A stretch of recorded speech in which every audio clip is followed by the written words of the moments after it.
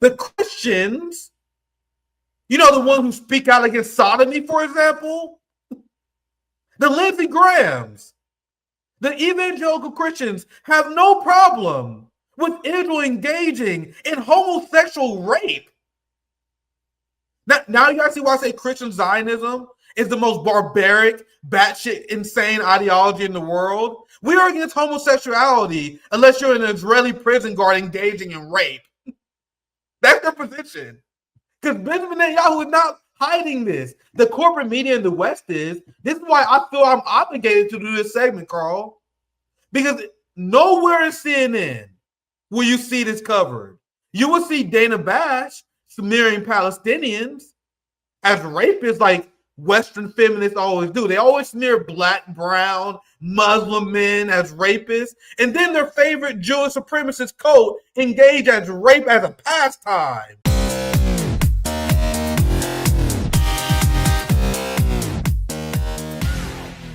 So I feel like I have an obligation to cover this story because the Western media will not cover this at all. Can you imagine how much Israel will be struggling even more with public relations if the Western media gave the due attention to the fact that they are literally a rape colony?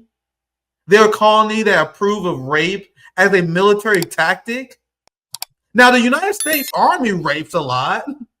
Like it's a giant problem in our military. Like we rape so much, we can't even stop our soldiers from raping each other. But at least our government and at least the official position is that rape is bad. You guys realize that in Israel, that is not even the position. The position that the Israeli government have, that is backed by the Israeli people, is that the Israeli government has the right to rape Palestinians to death. And this was done by process. It was a lot of documentation. They literally have film showing them raping Palestinians to death. And you want to know what happened? One of these people is a female prison guard. Witnessed one of these Israeli rape attacks on a Palestinian that it ruptured this person's internal organs. This guy bled out to death. It was a horrific scene. This woman, this Zionist who served in the IDF as a prison guard, she leaked the video of this. I covered this a while ago, and there was an arrest made of these IDF soldiers or prison guards who engaged in mass gang rapes. And then after that, they became celebrities, Carl.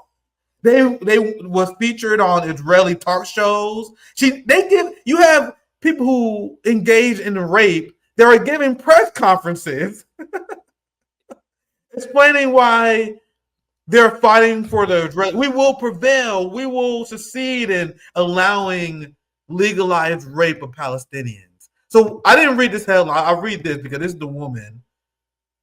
Police searching near Tel Aviv beach for missing ex-military advocate. And they arrested this person because she blew the whistle. They got these Israeli soldiers arrested. And now there's a mass rallying behind these soldiers in Israel, not calling for their arrest, not calling for them to be hung, like kind of what I want. Not for them to be facing a firing squad, but for them to be let off. In this video, I'm showing you guys just an example of them coming out in mass saying how we got to fight against the charges. But not just the extremists, you have the government. Here's Benjamin Netanyahu. Benjamin Netanyahu angry on those who released the video from Israeli soldiers raping Palestinians. He's not mad, Carl, that the Israeli soldiers rape Palestinians to death.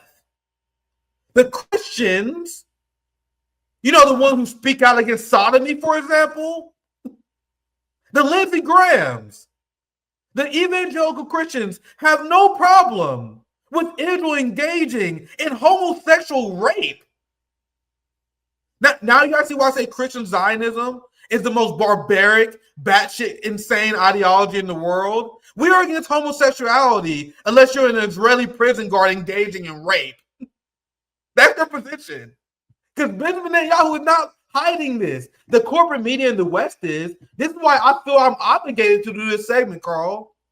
Because nowhere in CNN will you see this covered. You will see Dana Bash smearing Palestinians as rapists like Western feminists always do. They always smear black, brown, Muslim men as rapists. And then their favorite Jewish supremacist cult engage as rape as a pastime. And it doesn't even get a mention. And I just want to cover this quickly because this is another example of the IDF actually engaging in counterterrorism. This is a mentally broken society. Look, an Israeli drone operator couldn't bear his role in the Gaza war. Moral injury, interesting way to phrase that, made him take his own life.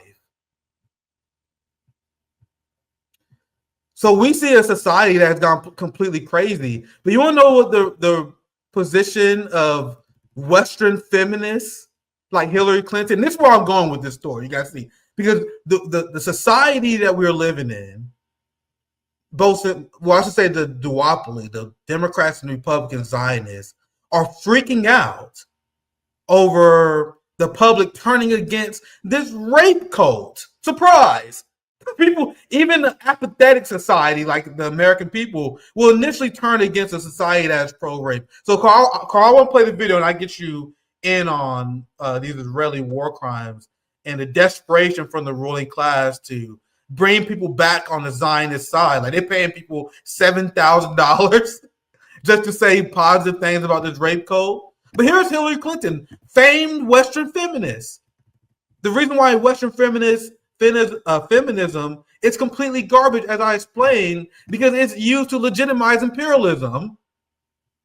You legitimize sanctions on Afghanistan because you say, I'm standing up for the Afghan women. Look, I'm a feminist. Oh, we got to support Israel because don't you know Hamas engaged in mass rape? And they use feminism as a way to legitimize establishment violence. The same way that feminists smeared black men as violent rapists, they smeared indigenous people as violent rapist thugs to legitimize barbaric violence. And now they're apologizing for the Israeli cult. Completely silent about what we're talking about here. So here's Hillary, and Carl, I'll get you in for your reaction. The emerging generation of Democrats do not feel that instinctive attachment or empathy or understanding for Israel that you voiced on the immediate days after October 7th. Is that how you see it? Jonathan, I don't see it that way. I see it slightly differently because I think it's a generational issue more than a political issue. I think young people, including young Jewish Americans, don't see it that way. We have done a miserable job teaching young people history. I had so many conversations, and frankly, they often started as confrontations with students, not just at Columbia, but elsewhere. Where were they getting their information? They were getting it from social media. They were getting it most particularly from TikTok, which is governed by an algorithm until, at least up till now, still largely manipulated by the Chinese Communist Party. So when you were having conversations with young people, what they were seeing, and because much of the information they get, remember, more than 50% of Americans, predominantly a much bigger percentage among young people, get their news from social media. You know, all those people chanting from the river to the sea, when you ask them what river, what sea, they had no idea. I mean, this is a serious problem that goes far beyond the terrible, you know, in my view, misinterpretation and unfairness that we saw post October 7th. You guys realize that there was Palestinian women that was forced to give countless C-sections without anesthesia because of the state of Israel? But Hillary Clinton thinks that the only reason why we are turning against Israel is because of the Chinese Communist Party and their control of the TikTok. So, Carl, I know I did a long presentation here. I want your thoughts on the barbarity of the state in Israel and how the Western media and the ruling class is starting to panic because people in the West, like you see general strikes in Italy, you see the UK working class rising up against this. We're seeing sentiments on Palestine starting to reflect the sentiments in the global South in the West. So, Carl, I want to get your reaction to everything I showed here and how the ruling class is panicking about people waking up against Zionism. Well, I mean, what Hillary Clinton is really complaining about is their brainwashing has failed, and she's saying, "Oh, that's because the young people get their news from social media." Why do you think people now primarily rely on social media? Because nobody believes the legacy media anymore. The legacy media has lied and lied and lied so much. Now people are wise up to their game. This is why they trust social media more. And this is, I mean, her blaming TikTok or quote unquote Chinese Communist Party control of TikTok to young people turning against Israel. This is just the same as him blaming Russia for her losing election to Donald Trump. Yeah. This is completely BS. Everyone knows it. I mean, right now it's the Israeli quote unquote Israel Defense Force, the IDF themselves. They are posting their own war crimes on social media daily. Israeli politicians, they're on social media calling for ethnic cleansing of Palestinians. How can people are literally just finally taking them at their own words. And here you have boomer like Hillary saying, "Oh, this is all because disinformation campaign by our enemies, by China, by Russia. This is why I lost the election." This is BS, man. Who even watches that interview anymore? Like, I bet most people probably just saw that particular clip on social media because gracious. But people don't watch legacy media anymore because they don't have credibility. We know they're controlled. They're controlled media. They're corporate propaganda. This is why people turn to social media. I mean, the kind of it's kind of crazy that somebody like her would deny the atrocity that Israelis been inflicting on the Palestinians when it's wide open for the whole world to see. Most of it are tweeted by Israelis themselves. So I mean, sorry, Carl, but Ben Gvir, he literally makes videos bragging about it. Have you seen those crazy Ben Gvir videos where he's in Palestinian torture camps? He's like, "Yeah, we torture these people to death. That's what we do here. You guys learn to fear the Jews." Like Ben Gvir, like he making like a rap video. Like he pointing at these people on the ground, bragging about how they treated them. You had Israeli propaganda that was denying how they treated Greta Thunberg, because it was reported how they stripped her naked, and this is how Israel engaged in mass sexual assault. They strip Palestinian prisoners. They strip people like all these people they kidnapped. And then the Israeli media like, "No, this didn't happen." Then Ben Gvir like, "Yeah, we did that." The Israeli official like, "You goddamn right. We tortured Greta Thunberg." But Carl, I think you want to chime in. Anything you want to add before I move on? So remember when they reported on the Virginia Jeffrey case for the during the Epstein during the whole Epstein investigation, and she wrote she was raped by former Israeli Prime Minister Ehud Barak. I mean, when New York Post reported that story, they just completely deleted the reference to Israel from their headline. It says, "Oh, Virginia claimed a former prime minister, a prominent prime minister, raped her." And who? Prime minister from which country? I mean, this is the kind of things that the traditional print media, legacy media, how they lose their credibility. This kind of thing, it's so blatant, like it's so in your face in their coverage of Israel and how they're trying to cover Israel's ass. So I mean, this is like open. This is why they are not winning back the young people.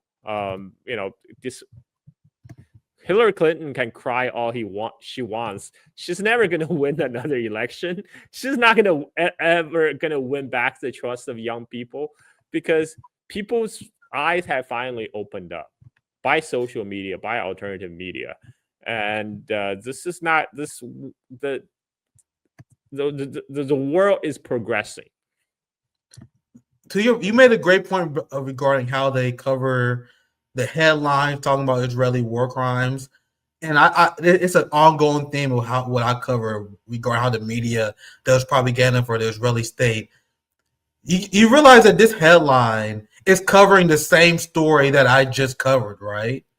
What word are they missing here? Look, Israel arrests ex-army lawyer over leaked video showing Palestinians abuse. Like, I think abuse is a very loose term to describe being raped to death. You know what I mean? And this is one example. I dug this up really quickly. If you look at how every single Western media outlet covered this, they won't even use the term rape. They say abuse claims, Palestinian human rights violations. I feel like we should outline what exactly we're talking about here. They won't even use the word rape, which shows how much they propagandize on behalf of the Israeli state. I can't really show this. I need to find a way to take this off the screen, because this is what's going viral right now. Settler filmed torturing lambs. I can't show the video. Torturing lambs. Like, they're torturing animals in Palestine just for the hell of it. So if we can't get white women to cry about this, like, we know how white women in Americans, they love their dogs, they love animals. They don't give a fuck if you get murdered by the police. They don't give a fuck about dead Palestinian children. But if you abuse dogs and animals, which I strongly condemn too, don't get me wrong, I strongly condemn that. But you get Americans to move in a quickness if you show animal abuse. If we can't get white suburbanites to move after this, bro, we're cooked. Like, the animals assault. If we can't get them to move on this, we're cooked. Now, this will be the last quick step. We're almost done here, Carl. I want to show the reaction from Jewish supremacists. All right, Carl. We actually, I think we can wrap up. I think we can begin to wrap up. We had a pretty solid hour here. Carl, any final thoughts? Because I want to keep this to around an hour. Yeah, I just have to go because I have another commitment right now. We are living through a declining empire, and the imperial elite are now struggling and screaming on their way to the dustbin of history. But the history will continue to progress forward, and all we got to do is just keep our eyes open, and we know how this will play out, and Thank you, Carl, for your time. It's okay. Thank you for your time, man. Thank you for your time. I'm gonna quickly play this video. I'm gonna wrap up after I play this video. Thank you, Carl. Make sure you guys check out the Silk and Steel podcast. Thank you for your inputs, Carl. I just want to show this video because this is what you see full-fledged panic among the Zionist controlled ruling class. Now they know they lost the argument. They just straight up embracing Jewish fascism. So let's end on here. I actually don't have a lot of time today, and you guys can tell I'm becoming sick, man. I think one of my family members got me sick. I've been coughing and sneezing and shit all stream, so I'm actually gonna cut this one short because I'm not really feeling that well, to be honest. So let's play this video, and I'll respond. And again, I would remind you that there's no First Amendment right to conduct. There's a First Amendment right to speech, and the things that we're targeting in the bill are not speech. Again, if someone wants to stand across the street from my house and wave a sign on the sidewalk, they have every right to do that, and this bill won't have anything to do with that. But when it veers into conduct, and so the way we're going to approach this is through a hate crime kicker. So if you graffiti a building, it is a crime now. But if your motivation is hate, it will be a third-degree felony. You will spend 5 years in prison. If you want to litter, it's a crime right now. But if you litter and your motivation is a hate crime, it will be a third-degree felony. You will spend 5 years in jail. It is a crime right now to hang banners from an interstate. For obvious reasons, we don't want to distract drivers. But if you do that and you have a hate crime, a hate motivation, it will be a third-degree felony. Methylene red. So are we as Americans going to allow these people just to import Jewish fascism into our country? It seems like many people are, because I'm shocked that people are even invested in supporting and endorsing these Zionist ruling class parties. And that's what we're seeing now. We're seeing people excited about the elections tomorrow, excited to vote for someone who said he's going to use the NYPD to fight anti-Semitism. Like, the Republican and Democratic Party should be dead after this kind of treason. And I think we need to form an anti-Zionist third-party coalition uprising, because you're not going to fight this level of fascism within the two-party system. And seeing the amount of quote-unquote progressive, seeing PSL line people, seeing Free Palestine people becoming aligned and still voting for Democrats, it's very bleak, man. It's very bleak, because no matter what, AIPAC, they're going to win. The ADL, they're going to win.